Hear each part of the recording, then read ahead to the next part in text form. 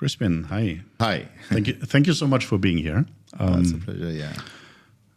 We talked about when we met the other day, and I think you have just such an amazing story, right? Mm-hmm. You told me you literally started a rental business out of your car with 2 Kino flows in That's it, correct, right? yeah. And now you expanded into being one of the largest, if not the largest, rental house in the UAE, right? So tell us a little bit about your story, how you came to Dubai, why you went into filmmaking, and yeah, your story from when you came until now. I think I've got so many beautiful memories and so many reasons why I'm here. I would give a lot of credit to the people I've met across my life to make this journey to where I am today. I think I was happily working in the hotel industry, aiming to be a GM of a hotel someday, and working with the best brands. And I was like, I was 26 years old, in fact. And I met this amazing photographer in Oman. And the hotel decided me to be his assistant. And most of the guys would say no. And I said like, wow, this is an amazing opportunity. And so I basically assisted him for a month when he was doing photography. And I happened to be, very close to him, saw his work. I could see what he was doing with lights and how he saw a frame, how he turned the most ugly room to be a most selling room. So that magic of photography started off then. I just saw like what lights can do, what lenses can do, what framing can do, what a little... so I think that's basically which triggered me to get into photography. And when he left, Faramaz left his portfolio with me, asking me to go around and see if there is any work for him in hotels in Oman. And I used to watch those trainees every single night and saw how miraculous these visuals are.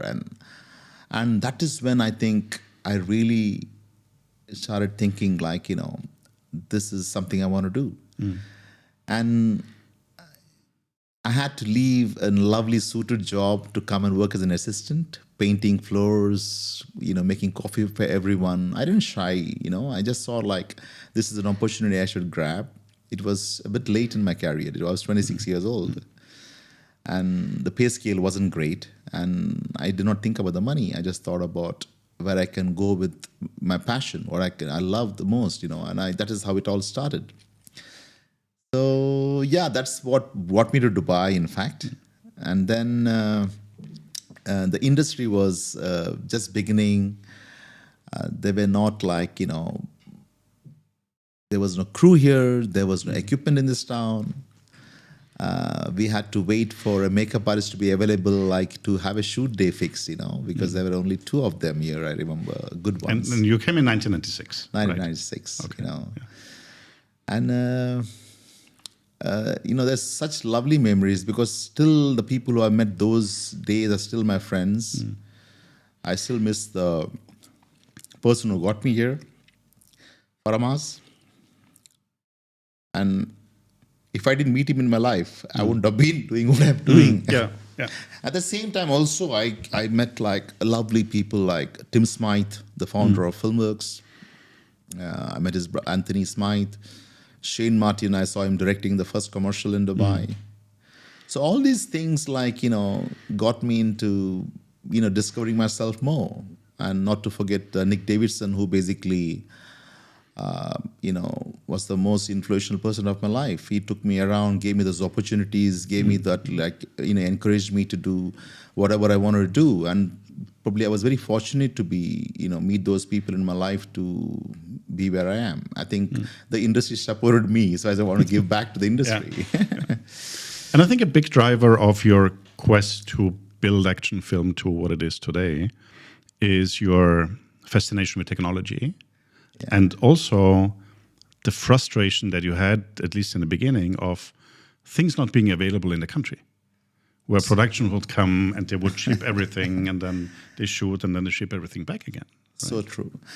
I think in the initial days when I used to walk around with like people coming from the UK or elsewhere, every time we said, no, we don't have this one in this country.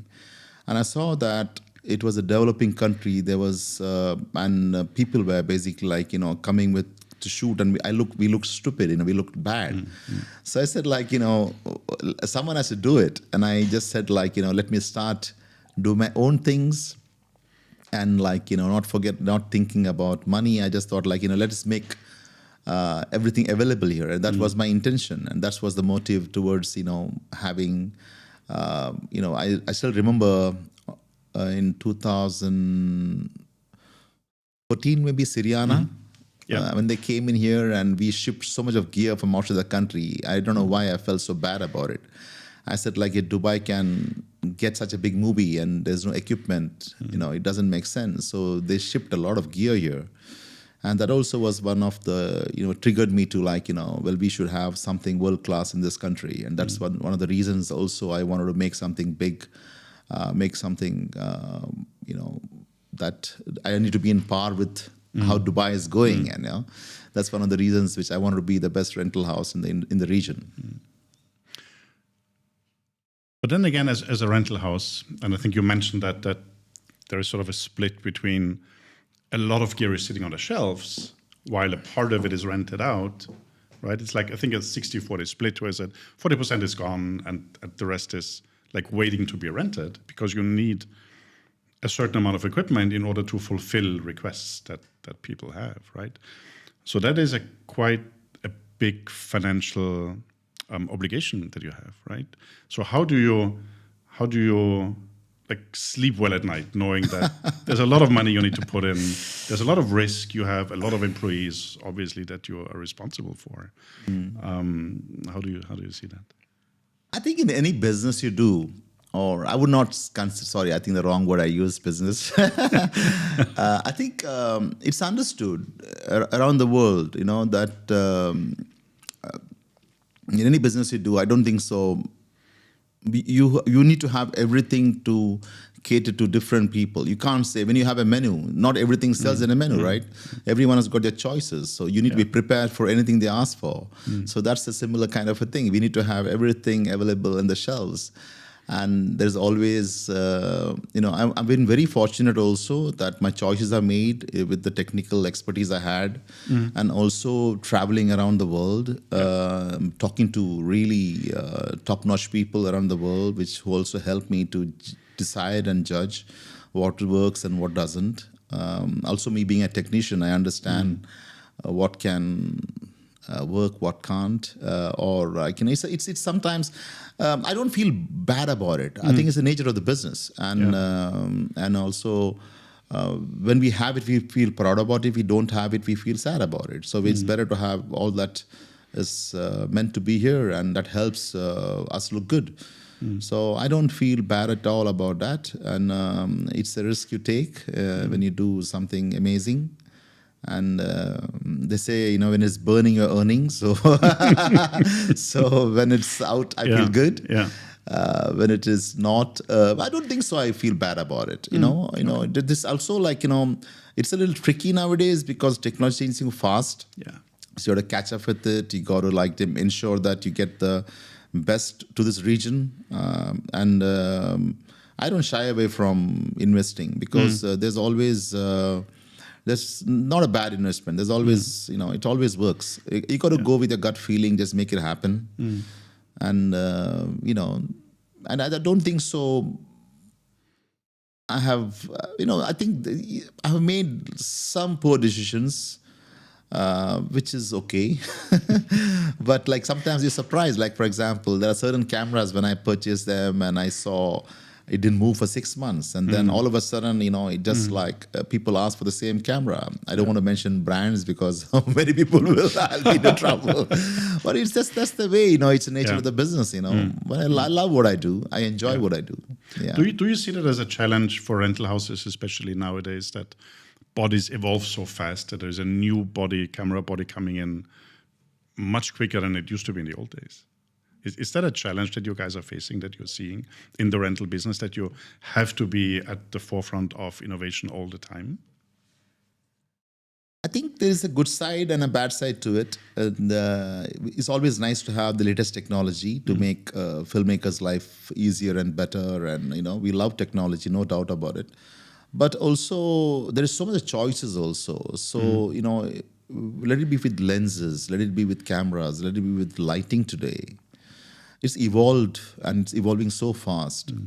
You either have to be with the flow or you'll just lose it. So you can't just say, I don't want to. You have to. There's no choice left there. And like I said, it is a challenge, yes, no doubt. But I also do a lot of research. I travel to IBC, to NAP shows, to Cinegears. Yeah. Like I said earlier, I also have a lot of one-on-one conversations with rental houses which around the world who are close to me.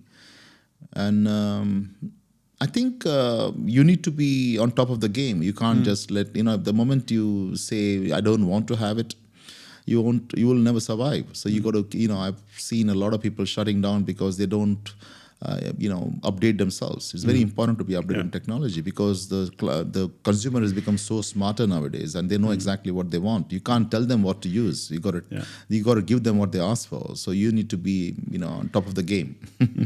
Very nice. You just came from the Red Sea Film Festival this morning. Oh, yes, yeah. So thank you again for being here and not saying, Gregor, I need to sleep. How do you see the industry as a whole evolving in the region? You've seen so much change from '96 when you started in the UAE. Do you see Saudi as the new hot country for film production? Is there a competition with the UAE? What do you think? Oh, let me be very honest. We just opened up in Saudi, and it took me a lot of time to decide whether I should be there or not. Each time I go there, I get surprised to see the kind of, the way, the approach, the way they are thinking, and also the opportunities there. I'm sure, if you ask me from a rental point of view, I would say 30 to 40% of business is gone to Saudi because we used to shoot a lot of work for Saudi in the UAE and Lebanon. Okay. Yeah. So definitely I can see the shift. And the people there, when you're talking not only commercials, the feature films, there is so much of talent there. Very young guys who've been around the world. They're all there. They all want to make films. They all are keen to be part of this amazing opportunity they have now. You just imagine that country never had filmmaking was against their whole religion and stuff like that. Whereas now when you have theaters and you have young filmmakers who want to tell their stories, there'll be so many stories they want to say. So and I can see also I've been to Saudi film festivals, I've been to Red Sea twice, and I see the kind of turnout there and the people and the energy. And the best thing I like to see there is the involvement of the locals. They are so inclined towards making movies, and they are so excited about the whole journey. Young guys, so it's very interesting to meet them, talk to them, and also share your experience with them. So I just love going there. And you said you were surprised and excited that so many people know you there, right? But how does it feel for you, coming from a different background and going into filmmaking? How does it feel for you to be such an icon for those young people coming into the industry?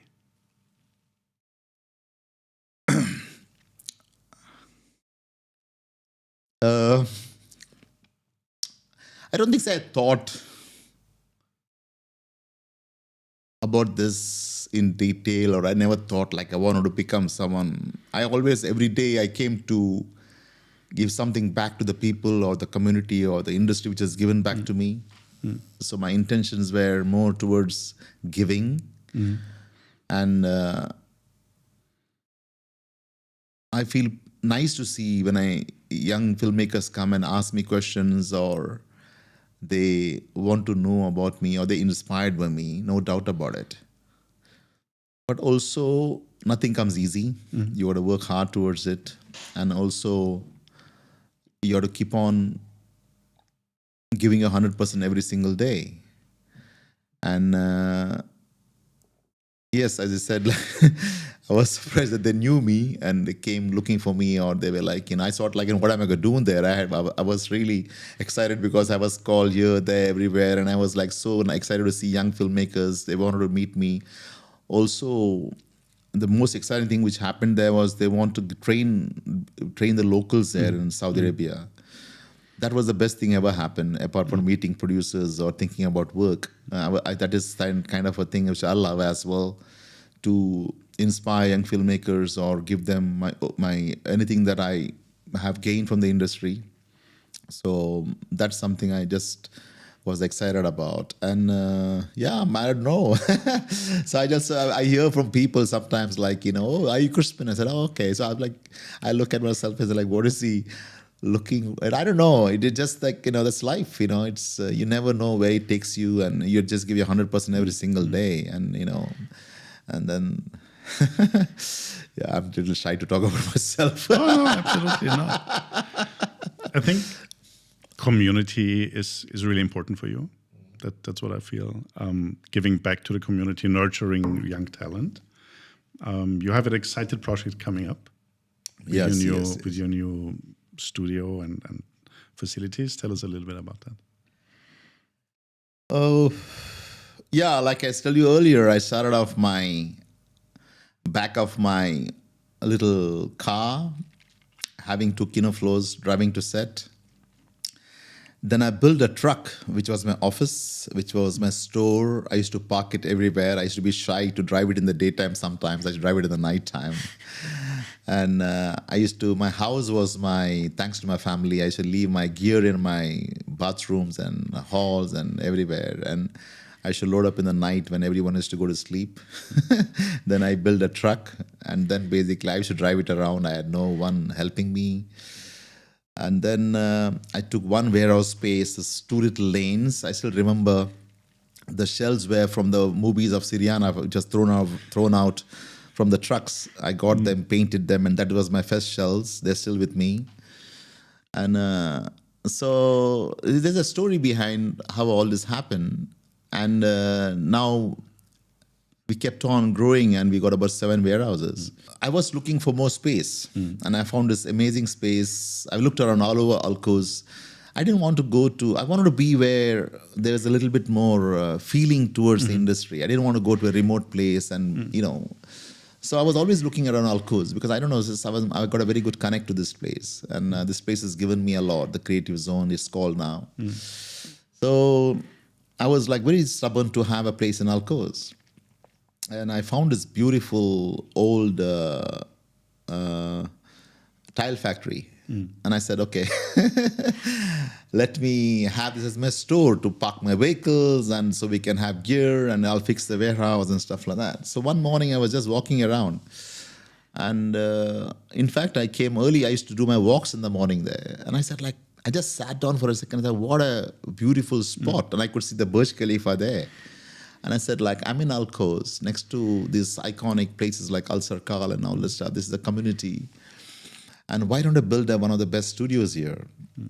And that's when the dream came to make a studio. And then I also was thinking in how can I make use of this space to become more a community, like you said, and have a place where filmmakers can come, have a coffee together or discuss work or showcase their work, or also be connected to the industry, which is, with the equipment. And so we all talk the same language. So that was one of the main things which I felt would be amazing. So my dreams, I keep on thinking about these things, having people in mind.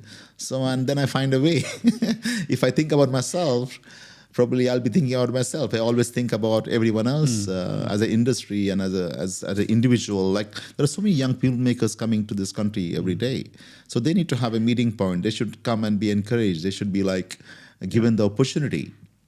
And also, like I've seen around, there are a lot of bikers cafe. There's a lot of places where, so I just think like, for the film community, there's nothing here for the young, photographers and stuff like that. So I want them to come and feel the place, understand. So that's what my dream is. So probably early next year, I would say mid next year, sometimes it'll be up and running. And it's a dream project of mine. And I always believe that, when you start something or do something, you don't need to have the money. You need to have the intention to do it, and it will happen. And if you have the vision to do something, and money will follow. It's not about having, okay, don't have the money to do it. No, if you have the right intention to do something, you can do it. So I look back today and I see okay, what have I done to myself? All these things. But deep inside, I feel good about it. I feel proud about myself sometimes. I feel sad sometimes, but that's an emotional thing you have, because if I can get up early morning and still be proud to go to work, I'm in the right space. Yeah. How does a typical day for you look like? Oh, like the typical work. In the sense, like work-wise, you mean? No, like you get up. I think you go to the gym early, right? So, yeah, I think I love being active. I work my heart. I like to just to be very productive, I would say. I used to be a DP as well, so I'm always like, they used to be saying, like, they never used to put a call time for me because this guy will come before anyone else. So also, like, when I sometimes I produce films also, commercials. So even then, like, they used to always keep it blank because there's no call time for Crispin. He'll turn up any time, because then I love what I do. I enjoy what I do. So I don't feel tired. I'm like the first one to come, last one to leave in my office. I like to be there and, welcome everyone every morning. I got an amazing team. What I get from they are my source of energy, I would say, my team. And I'm blessed to have them in my life. I can keep talking about them forever, because that's one of the reasons why I am who I am, or we are who we are. We use the word we. And you also don't have a closed office, right? Pardon? You also don't have a closed office. I don't have an office for myself. I never have a desk for myself. Yeah. I have that concept of not having an office for me, not having a desk for me. Because you'll see me loading a truck once, or you'll be seeing me clean the garden or something like that, or you'll see me painting a floor, sitting with the editor, sitting with my accountant guy, having a laugh. So I think I like that thing. I don't want to have people who think that I am the owner of the company or I'm the boss there, because they are so much more giving. They give more. You just make them feel comfortable, and you just. You sit and have lunch with them, and they enjoy it. They love it. Yeah. That's not like my. This is not my business strategy, but I just come from the way the personality I am. I don't like to be like. I don't want someone to come and knock the doors to enter my office. I like to go to them. I always tell them, I'll come to you. You don't come to me. That's my. It also keeps my steps going. True. Need to get those steps in. Crispin, you mentioned Syriana, which I think was an amazing movie with George Clooney. Yeah. Can you tell us about a project that has inspired you, or that was like one of its kind that you've done recently? Oof. There are many to mention. There are many to mention. I think I will always be proud about doing the Dubai tourism projects with Shah Rukh Khan. For Dubai, because I'm associating with him, and also, having the best team in Dubai from the production side. Those are that is something like I will always feel proud about. Also, let me be very honest. For me, it's very difficult to say. I feel proud when, like, a Deja Vu is doing an amazing job. I feel it's my project. When Boomtown is doing an amazing job, let it be any production house, any small filmmaker who comes to us and takes gear. I feel like I'm so excited, and I'm not about myself. I'm part of every single project. So that joy, it's like it cannot. I feel like I'm not about myself. I'm about everyone. Everyone is like working with us. So I think I feel nice about it. I feel proud about being part of this whole journey. So it's not like a day. Sometimes we do 6 shoots, 8 shoots. So you feel like when I look at that like National Day films they have been doing, And I look at it, even though we were just a rental house and my crew was working on it, I feel like, wow, I've contributed towards something. Yeah. And that basically gives me joy. So I can't like say one project. I said every single project, because, you know, filmmakers are special people. You need to have a passion and love. And it's not, I just like, you know, for me, the moment when I was in Jeddah as well, when I saw everyone together in this room talking and discussing movies, you know, the kind of it's a different high altogether. It's different high. You just feel like so amazing. You know, such beautiful people. They all. It's not a businessman. He's a passionate guy. He's an amazing, you know, person to be making movies. So I feel amazing to see these people. Yeah. So I don't think so. There's any one particular project. From the rental point of view, I'm very proud to be doing a 2-year project in Tunisia for Mowaya with MBC. We were commissioned to do the job, and I said no initially, because I said like Tunisia is, you know, I didn't want to do that. I tried all my best not to do the job. I would like to thank my team, Ronak and Abdul, who pushed me to do the job and said like, you know, let's do it.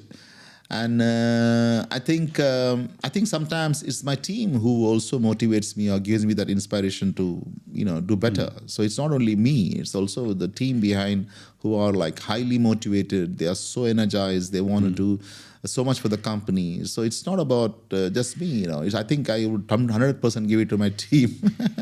I'm just there. You know, I don't know. One thing I hate is signing checks. That's what. But yeah, I think we have a good laugh every day. Yeah. We enjoy what we do. We love what we do. And I think, that's what got us to where we are. Okay. How did, and luckily that phase is now behind us, but how did COVID impact you and your business? In the like year and a half where everything was shut down? And did you fear that you can run into problems? No ways. No ways. I think I have said this before as well. I had the best time of my life. We had like 3 months when we were a little down. We never fired people. We hired people during those days. During COVID, we won Mission Impossible. We were buying equipment like crazy. We spent a lot of money buying equipment during COVID. Everyone around Europe was sitting at home and working from home. And they said they're working for one company in Dubai, ActionFilmz, and we became like Switzerland, here, there, everywhere. We were buying like crazy because Mission Impossible was happening.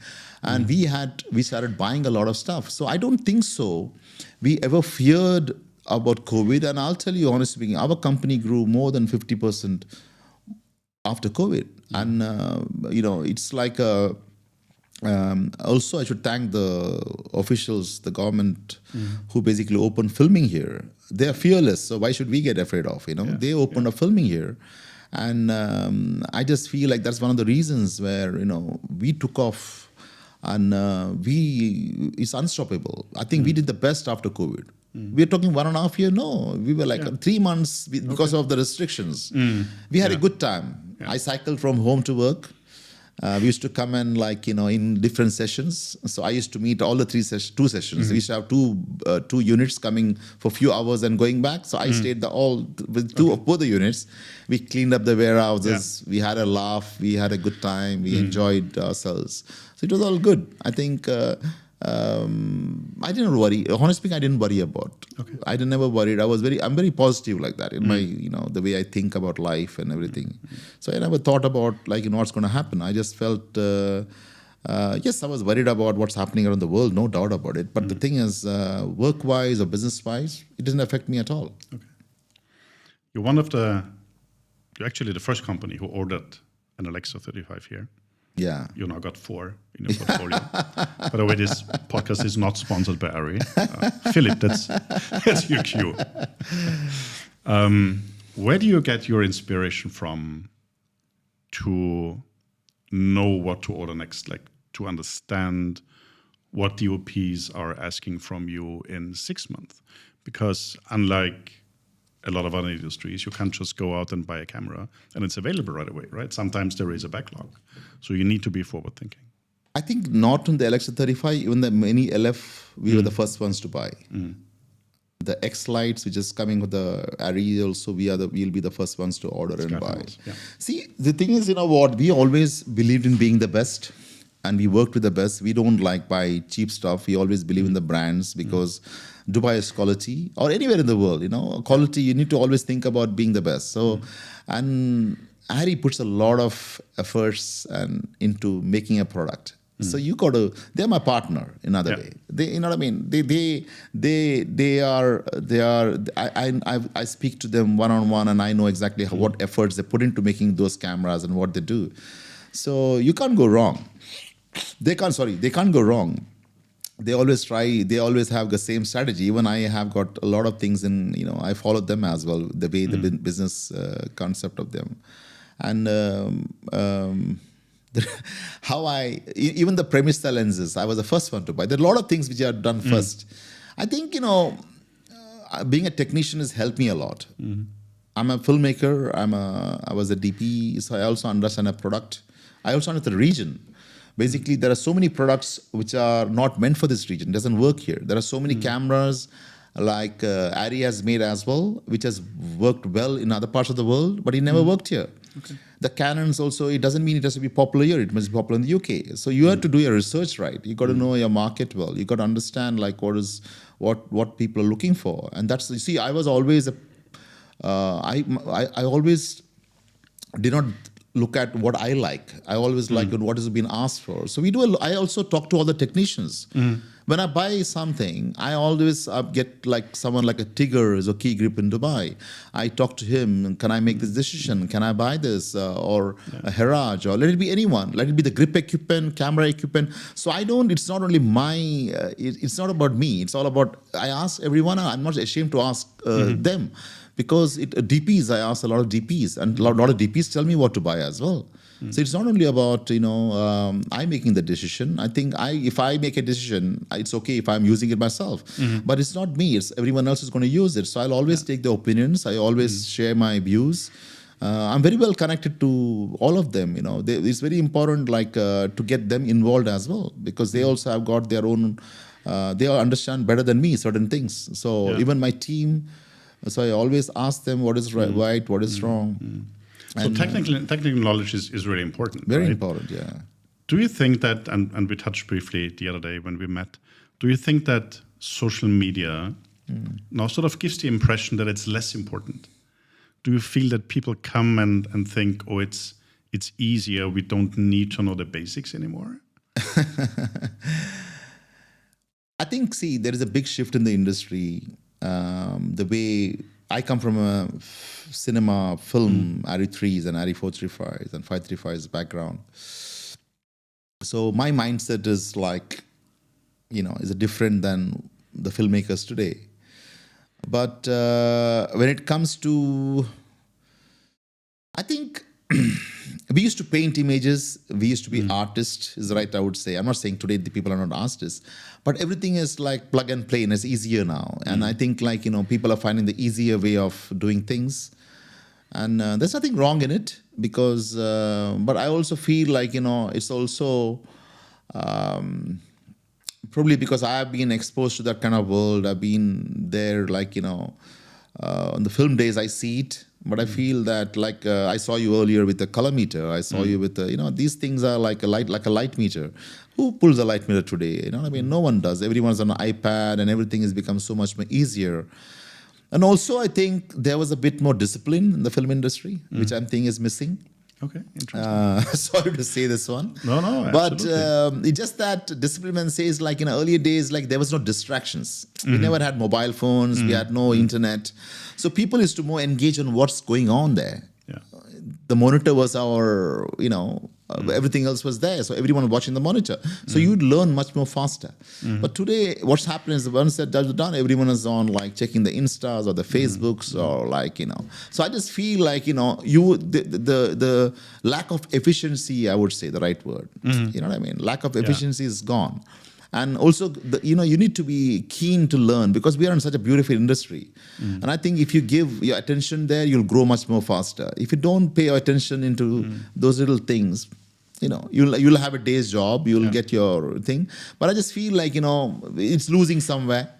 And that is what my opinion is. I might be wrong, but I just feel like, we were not distracted. We were all working as a team. We used to be all focused on that image, and we knew the value of film. We knew the value of set was like, when you say silence is silence, you know what I mean? We had like so much of we felt proud about what we were doing. We were like, and we all went out there in the evening to cheer ourselves, had a drink, and I think it comes with it, like how everything is changing. So I can't blame the people who.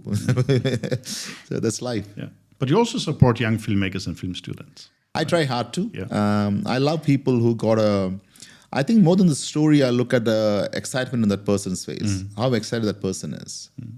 Is he really love what he's doing? Like I met this lovely guy, and he goes to every film festival. Okay. And he's always pushing himself because it's just his dream. And you should never give up.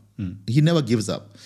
And I like that he basically talks film. He writes about films, and he's always excited about films. And I feel that whenever someone comes with a script to me, I won't read the script maybe, but I'll see how excited this guy is about a project. And if I can help him in any way I can, I'll always, be happy to.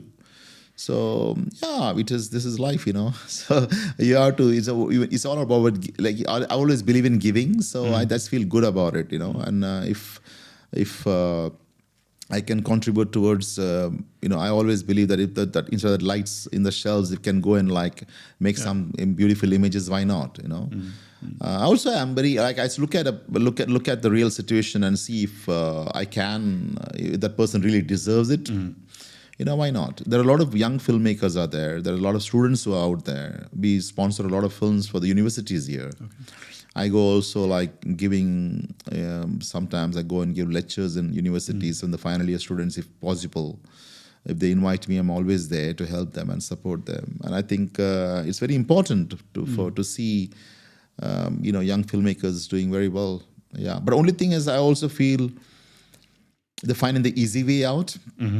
Everything has become so everything has become small. So I think, what will happen for the future, where we would have someone who wants to be a lighting cameraman who understands technology and to, run the set like the way DPs used to, So for me, I love DPs, and I love the way they control the set and imagine. They're painting an image in their mind, and then it comes on to, you can't just go on the day and say, I'll do this one. He has to literally visualize and see and feel it before he even opens his mouth. So right from the list he puts, the lenses he uses, and the cameras he's going to do. So he's already got it in his mind, that painting, and does so much of research.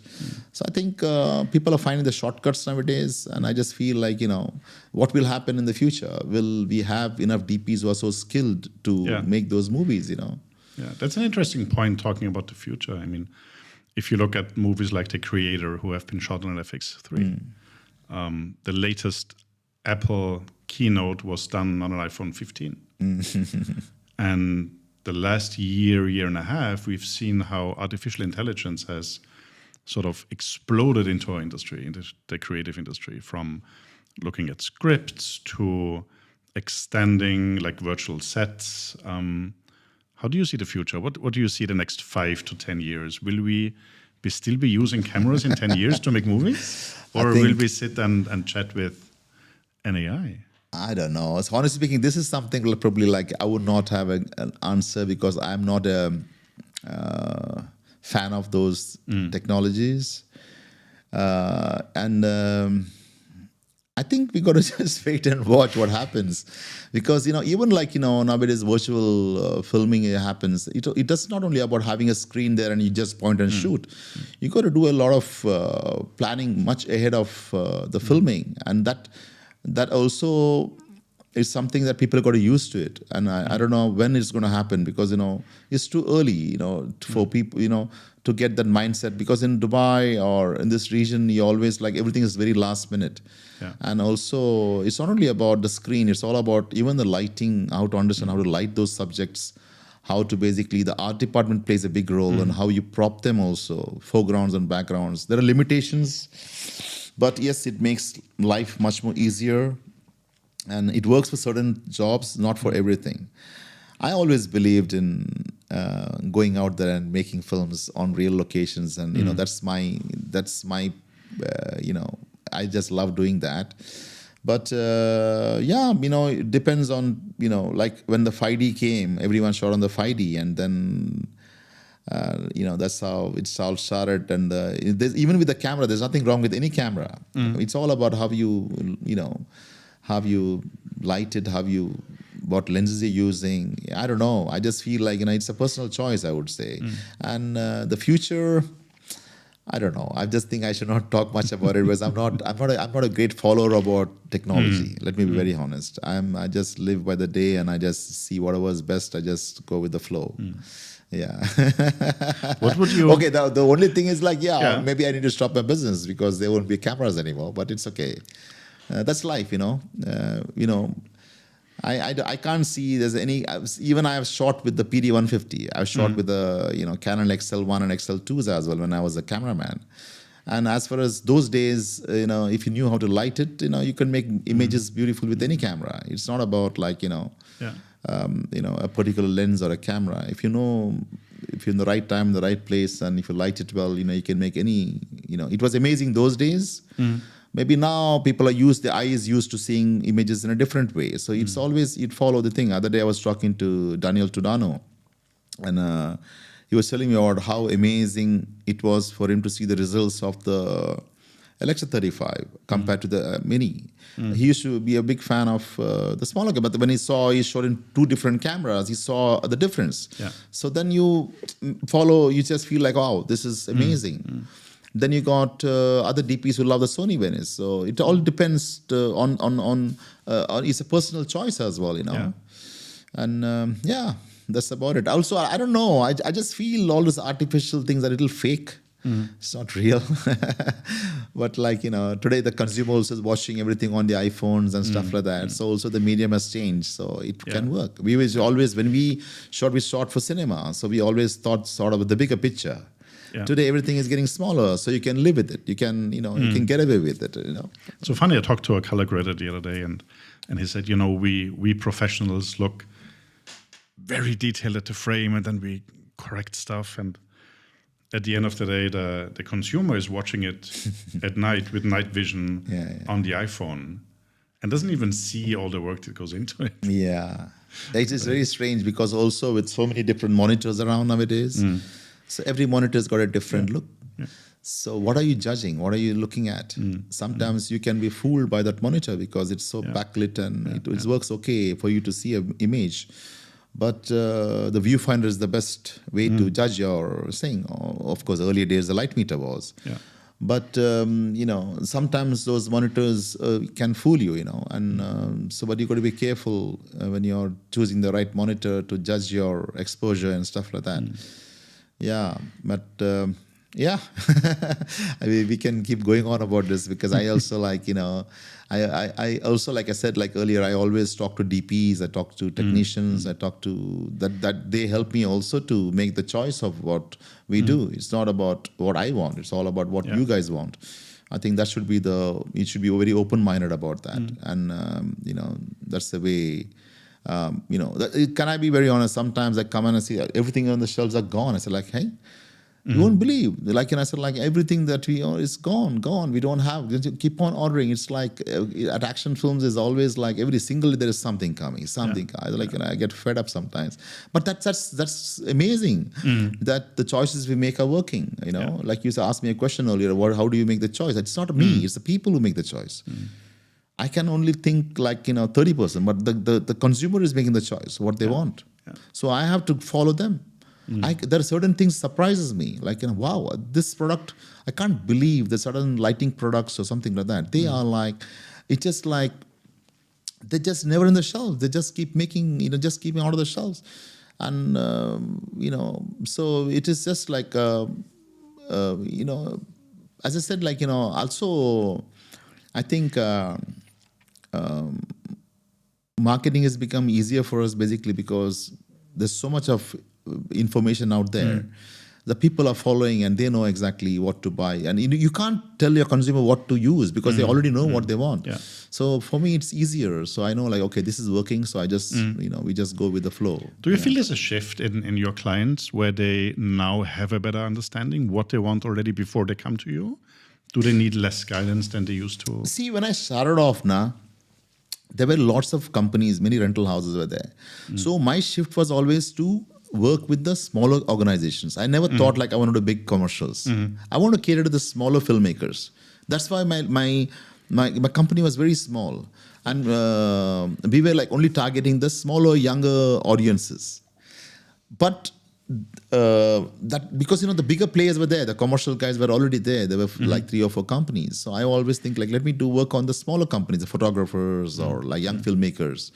That's how it all started off. And the shift, of course, yes. Not only in the rentals, it was also the filmmaking style has changed. Like the dollies are less used nowadays because the gimbals are there. People used to be worried about getting a Steadicam guy. Today, every job there is a Steadicam operator. The Ukraine arms were not used as much because they're an expensive toy. It was expensive. But now every job, if there's a car shoot, nobody's rigging anymore. Earlier days, they used to have rigging for every camera move. They used to rig the cameras. But nowadays, everything is done on the Ukraine arm, which is called now. So I think the whole filming style has changed a lot, and people it's more affordable, is more available on the market. So I think, and also another thing is also, as a rental house, you got to be careful because a lot of people are buying equipment. Earlier days, people used to never buy equipment. Now people are owning equipment. Photographers, let it be young filmmakers, they're buying equipment. So you got to be clever in what you're buying as well. What like you can't say I don't have it, but you got to be careful in your choices you make. Yeah.